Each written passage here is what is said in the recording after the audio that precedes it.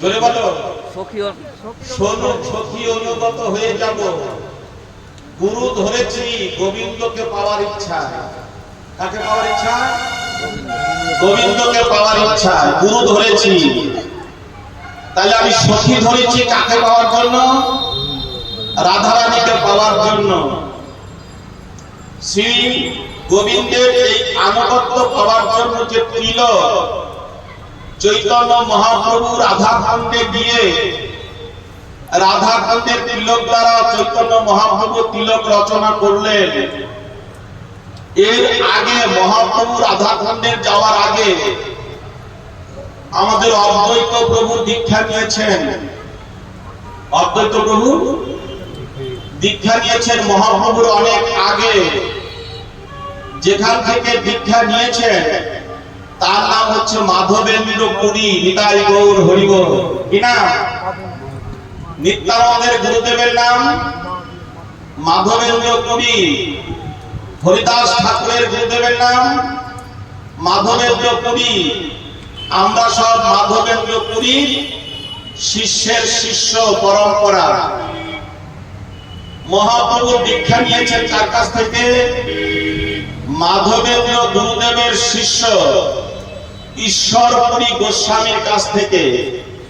তাহলে ঈশ্বরপুরী গোস্বামী আর আমার অদ্বৈত প্রভু উভয় গুরু ভাই, উভয় গুরু ভাই। মহাপ্রভু এই জন্য অদ্বৈত প্রভুকে খুড়া বলতেন। খুড়া মানে কাকা, কাকা গুরু। কি বলতেন? কাকা গোসাই, কাকা বলতেন। একাধারে তার আচার্য। এইবার সেই তিলক অদ্বৈত প্রভু কোনদিন কৃষ্ণ মৃত্তিকা তিলক করেনি। নিত্যানন্দ প্রভু কোনদিন কৃষ্ণ মৃত্তিকা তিলক করেনি। বিশ্বকা সখিয়াদি যারা আছেন এরা কেউ কৃষ্ণ মৃত্তিকা তিলক করেনি। সখী এরা করেনি। রাধারানী তো তিলক করেনি না। কেন? রাধা চরণ রজের থেকে আমাদের তিলক। তাই গোপীরা রাধা চরণ অনুগত বলে গোপীরা তিলক করেন, কিন্তু সাক্ষাৎ শ্রীমতী পরমেশ্বরী বৃন্দাবনেশ্বরী রাধারানী তিলক করেন না। এই জন্য আমরা রাধারানীকে কি বলি? বৃন্দাবনের বলো ভজন চূড়ামণি। বৃন্দাবনের ভজন চূড়ামণি শ্রীমতী রাধে। জয় শ্রী রাধে।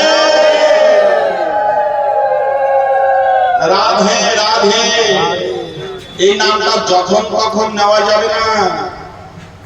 এই নামের মধ্যে মারাত্মক ক্ষমতা রয়েছে। একটু উল্টা পাল্টা হইলে ভজন নষ্ট হয়ে যাবে। নিতাই গৌর হরি বল। আমার এখানে একটা বই আছে, গ্রন্থ আছে, যার নাম হরি নামামৃতম। ওখানে হিঙ্গল বলা আছে। হিঙ্গল হ করে হিঙ্গল বর্ণ সর্ববর্ণ বয়াসত।